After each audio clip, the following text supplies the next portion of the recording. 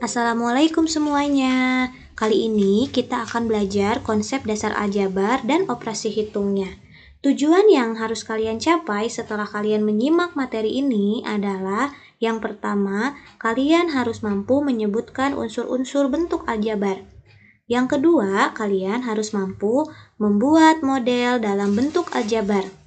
Yang ketiga, kalian harus mampu melakukan operasi hitung pada aljabar. Langsung saja kita ke pembahasan. Mempelajari aljabar merupakan sebagai pengantar sebelum kalian mempelajari persamaan linear satu variabel dan pertidaksamaan linear satu variabel yang akan kita pelajari pada pertemuan selanjutnya. Di sini, Ibu mengambil contoh suasana di pasar, yaitu bisa kalian lihat ada banyak sekali sayuran dan bahan-bahan makanan lainnya yang bisa kita beli ya. Nah, apa hubungannya dengan aljabar? Hubungannya adalah bahan-bahan makanan ini atau benda-benda yang ada kita lihat di tampilan ini bisa kita misalkan dalam sebuah huruf. Nah, pemisalannya itu baik itu pemisalan untuk harganya, pemisalan untuk jenisnya, pemisalan untuk banyaknya gitu kan. Nah, itu akan bisa kita gunakan konsep dari aljabar. Sebetulnya aljabar sendiri sudah kalian sudah kalian kenali saat kalian masih duduk di sekolah dasar. Nah, seperti ketika kalian melihat ini nih, L sama dengan S pangkat 2. Apa yang ada di benak kalian? Apa yang kalian ingat dengan L sama dengan S pangkat 2? Nah, betul ya, ini adalah rumus untuk luas persegi, di mana L-nya itu pemisalan untuk luas dan S-nya itu pemisalan untuk sisi. Kemudian, apa yang kalian ingat dari K sama dengan 2P tambah 2L? Nah, betul sekali, ini adalah keliling persegi panjang. K-nya itu pemisalan untuk keliling, P-nya itu pemisalan untuk panjang, dan L-nya itu pemisalan untuk lebar. Nah, ini semua ya merupakan bentuk aljabar.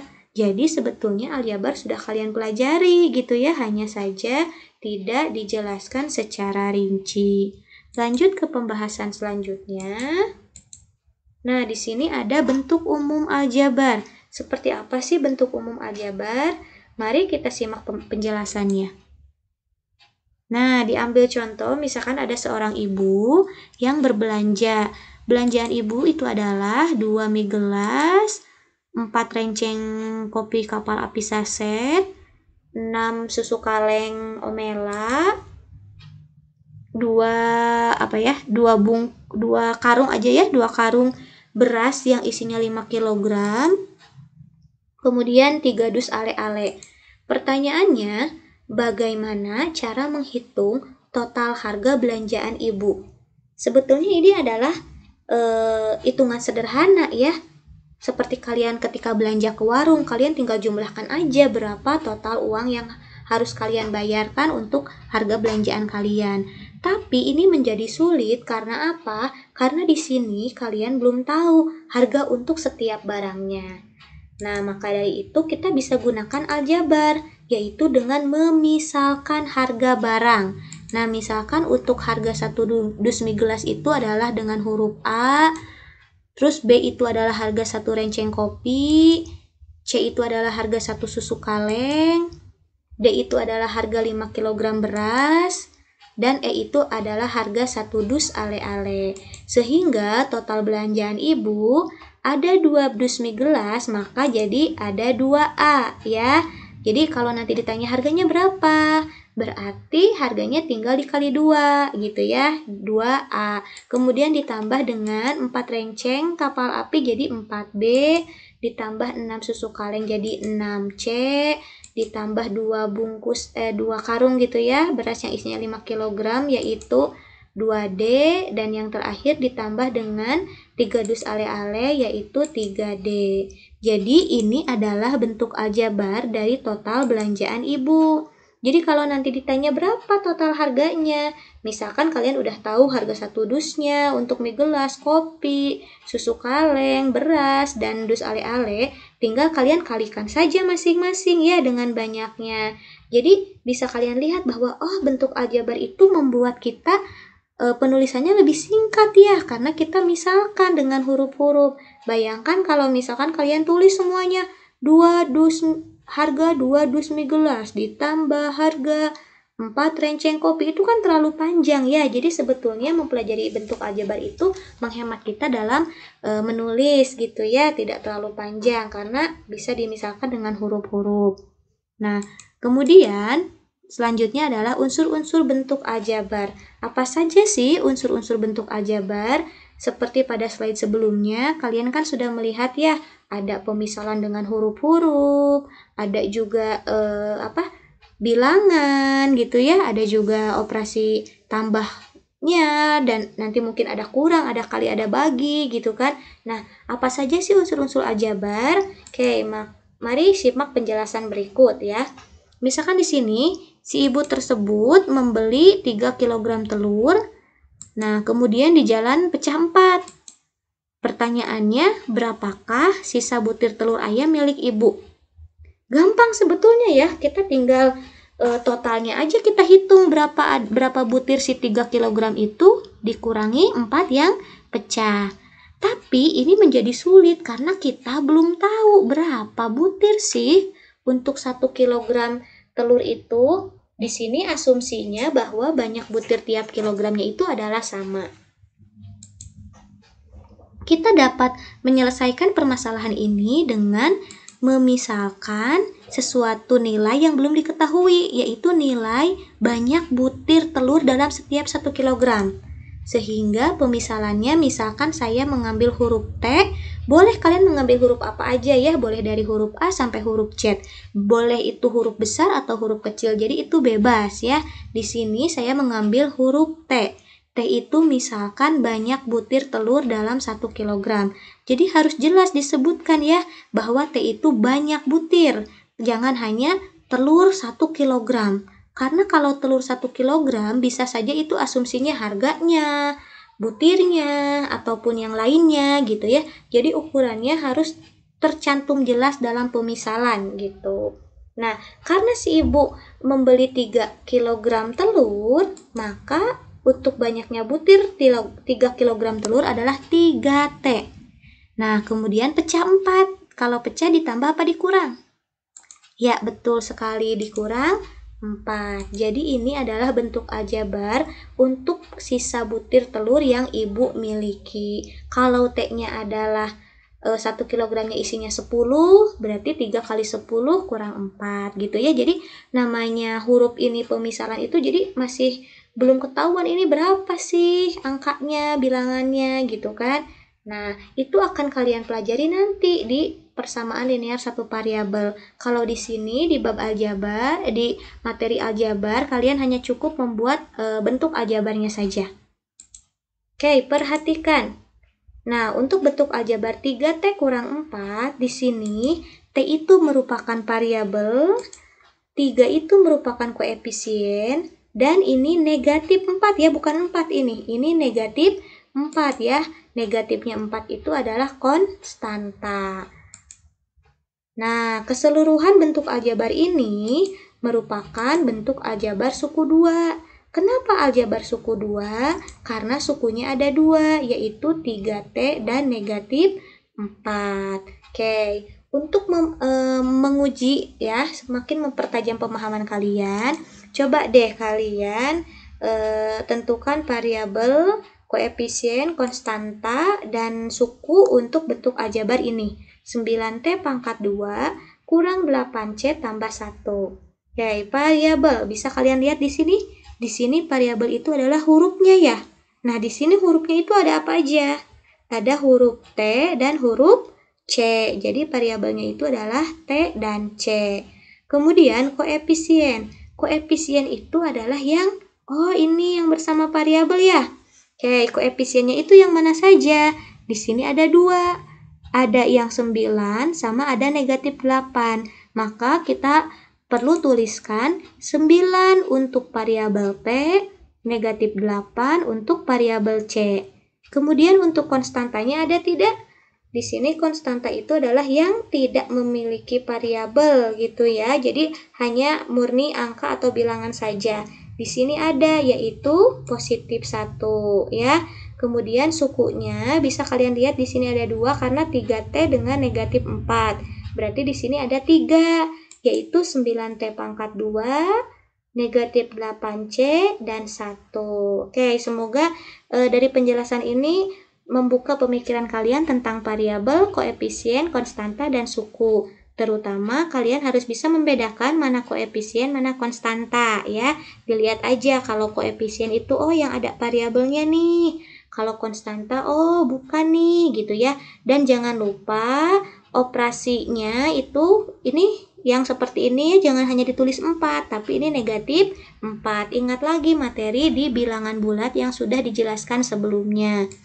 Lanjut ke penjelasan berikutnya, yaitu tentang operasi hitung aljabar. Nah, di sini ada bentuk aljabar dari telur yang banyak telur yang ibu beli tadi ya, 3T kurang 4. Misalkan ayah membeli lagi 1 kilogram. Maka banyaknya butir telur ayah adalah T ya, karena kan banyak butir 1 kilogramnya itu dimisalkan dengan T ya di slide sebelumnya. Kemudian ternyata di rumah masih ada persediaan 3 butir telur dari stok yang belum dimakan gitu ya. Nah, kemudian pertanyaannya, berapakah total stok telur di rumah? Yang ibu beli, yang ayah beli, ditambah dengan yang ada di rumah gitu kan. Berarti kalian tinggal menjumlahkan satu persatu. 3T kurang 4 tambah T tambah 3. Nah, kita uraikan jadi 3T kurang 4 tambah T tambah 3. Nah, di sini T-nya ada berapa? Di sini ada 3, di sini ada 1 ya, sejenis ini. Maka jadi 4T. Kemudian di sini konstantanya negatif 4, ini 3, maka hasilnya negatif 1. Atau jika disatukan menjadi 4T kurang 1. Nah, jadi stok banyaknya butir telur di rumah adalah 4T kurang 1. Sekarang ada permasalahan lagi, misalkan Lala mempunyai bentuk aljabar 17X tambah 5Y kurang 1 tambah 2XY. Kemudian Lulu mempunyai bentuk aljabar 18Y kurang 2X tambah 4. Perintahnya itu adalah jumlahkan bentuk aljabar Lala dan Lulu. Nah, ini gampang ya, tinggal kalian jumlahkan aja. Yang punya Lala dijumlahkan dengan yang punya Lulu. Ini perlu kita kasih kurung karena kan ini terdiri dari terdiri dari beberapa suku gitu kan, jadi kita kasih kurung dulu. Ini juga sama, kita kasih kurung dulu.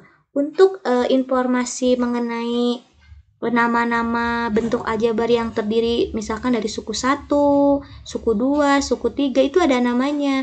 Kalian boleh lihat di buku paket ya, halamannya sudah tercantum dalam bahan ajar yang bisa kalian lihat ya, yang sudah ibu share. Oke, langsung kita lihat saja di sini. Nah, kita keluarkan dulu kurungnya. Ini jadi 17X tambah 5Y kurang 1 tambah 2XY tambah 18Y kurang 2X tambah 4. Nah, ini belum sederhana. Kita perlu melihat ada nggak yang seperti ini nih. Ini ada T-nya, ini ada T-nya, jadi digabung gitu ya, disatukan, dihitung. Nah, di sini ada tuh variabel X ya. Di sini ada variabel X, di sini juga ada variabel X. Di sini variabel X-nya 17. Di sini variabel X-nya negatif 2. Maka, nah variabel X-nya yaitu 15X. Ada lagi yang sama, yang sejenis? Ada ya, 5Y dengan 18Y. Di sini ada 5, di sini ada 18, jadinya 23Y.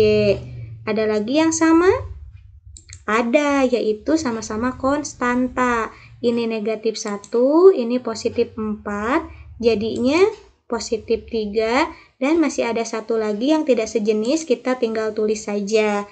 Jadi, jumlah bentuk aljabar Lala dan Lulu adalah 15X tambah 23Y tambah 3 tambah 2XY. Nah, selanjutnya, nah ada perintah kurangkan, mohon maaf ini bukan telur ya, kurangkan bentuk aljabar Lala dan Lulu. Oke, di sini bentuk aljabar Lala 17X kita tulis lagi ya. dikurangi bentuk aljabar dulu. Kita keluarkan kurungnya, ini 17x tambah 5y kurang 1 tambah 2xy. Nah, karena di sini adalah kurang, ini kan artinya sebetulnya tambah negatif ya. Negatifnya ini dikalikan dengan semua yang ada di dalam kurung, yaitu negatif kali 18 jadi negatif 18y, negatif kali negatif 2x jadi positif 2x, negatif kali positif 4 jadi negatif 4. Sehingga dengan mencari yang sejenis atau yang variabelnya sama dan pangkatnya sama juga, kalian akan mendapatkan hasil 19x kurang 13y kurang 5 tambah 2xy. Jadi mudah kan ya menyelesaikan penjumlahan dan pengurangan pada aljabar. Yang pasti kalian harus melihat yang sejenisnya ya. Yang sejenisnya itu yang seperti apa? Yang dilihat dari variabelnya sama, kemudian pangkat variabelnya pun sama. Nah, lanjut ke operasi berikutnya, yaitu operasi hitung aljabar perkalian. Nah, di sini ada sebuah bangun berbentuk persegi panjang, di mana panjangnya belum ketahuan. Ya, panjangnya itu masih berupa 3M tambah 4. Lebarnya masih berupa 2M kurang 5. Nah, kalau ditanya luas gimana cara ngitungnya? Cara ngitungnya ya sama aja seperti persegi panjang, yaitu dikalikan ya, panjang kali lebar. Maka kita tinggal tuliskan 3M tambah 4 dikurung ya, kali 2M kurang 5. Bagaimana cara mengali seperti ini? Ini 2 suku, ini juga 2 suku. Oke, simak caranya seperti ini. Nah, di buku paket juga ada ya. Boleh kalian lihat, pelajari kembali di buku paketnya supaya lebih jelas. Nah, di sini kita tuliskan kembali supaya lebih jelas prosesnya. Semua suku di aljabar panjang itu harus dikalikan dengan semua suku yang ada di sini. Maka kita kalikan satu persatu. 3M kali 2M jadinya 6M pangkat 2 ya. Karena 3 kali 2-nya 6, M kali M-nya jadi M pangkat 2. Kemudian 3M kita kali dengan negatif 5. Jangan lupa di bawah ya. Jadi 3 kali negatif 5 yaitu negatif 15M. Kemudian ini udah beres nih. Kita kalikan si 4 dengan 2M. Jadi 8M. Kemudian kita kalikan 4 dengan negatif 5. Jadi negatif 20. Oke, tinggal kalian lihat ada nggak yang sejenis, yang variabel dan pangkatnya sama? Ada ya, yaitu yang ini, negatif 15M dan tambah 8M. Jadi bentuknya ini tetap ditulis, ini hasilnya negatif 7M kurang 20. Jadi luasnya itu adalah 6M pangkat 2 kurang 7M kurang 20. Jadi tinggal kalian lihat aja lagi ya proses perkaliannya. Tapi yang pasti secara ini kalian hanya perlu mengalihkan setiap suku dengan suku yang lainnya gitu ya. Dengan suku yang dikalikannya. Oke, sekarang kalau ada pertanyaan seperti ini, berapakah ukuran panjangnya jika diperbesar sebesar 5 kalinya? Maka tinggal 5 dikali dengan panjang, yaitu 3M tambah 4. Cara mengalinya sama, berarti 5 kali 3M, 5 kali 4, jadinya 15M tambah 20. Mudah kan ya kita melakukan operasi perkalian pada aljabar? Oke, untuk lebih melancarkan lagi kemampuan kalian, maka kalian harus banyak berlatih, jangan hanya menyimak sekali udah gitu ya. Jadi harus terus-terusan semangat berlatih ya. Lihat lagi materinya, simak lagi gitu kan, banyak ngerjain latihan soal. Insya Allah kalau misalkan kalian semangat belajar, semangat latihan, insya Allah materi itu pasti akan lebih mudah kalian kuasai ya. Oke. Kita masuk ke kesimpulan. Kesimpulannya itu adalah bentuk aljabar adalah suatu bentuk matematika yang dalam penyajiannya memuat huruf-huruf untuk mewakili bilangan yang belum diketahui. Variabel adalah peubah yang dimisalkan dengan sebuah huruf besar atau kecil. koefisien adalah faktor bilangan hasil kali pada hasil kali suatu peubah, atau gampangnya itu adalah koefisien mah yang mendampingi variabel. Kemudian konstanta itu adalah lambang yang menyatakan bilangan tertentu. Jadi konstanta itu satu bilangan gitu ya yang tidak memiliki variabel. Kemudian suku itu adalah bagian dari aljabar yang dipisah oleh operasi tambah atau kurang. Kemudian suku sejenis itu adalah suku aljabar yang memiliki variabel dan pangkat variabelnya sama. Untuk melakukan penjumlahan dan pengurangan aljabar dapat dengan menyederhanakan suku sejenis. Menyederhanakan itu apa? Menyederhanakan itu maksudnya mengoperasikan suku yang sejenis, suku yang variabel dan pangkat variabelnya itu sama. Kemudian untuk menyelesaikan perkalian aljabar dapat dikerjakan dengan cara mengalihkan setiap suku dengan suku yang lainnya. Oke, itu saja penjelasan kali ini tentang konsep bentuk aljabar. Jangan lupa tugas-tugasnya dikerjakan, LKPD-nya juga segera dikerjakan, diskusikan dengan teman kalian ya. Bisa kalian lihat juga bahan ajar dan buku paket untuk membantu kalian dalam menyelesaikan LKPD. Oke, saya akhiri dengan wassalamualaikum warahmatullahi wabarakatuh.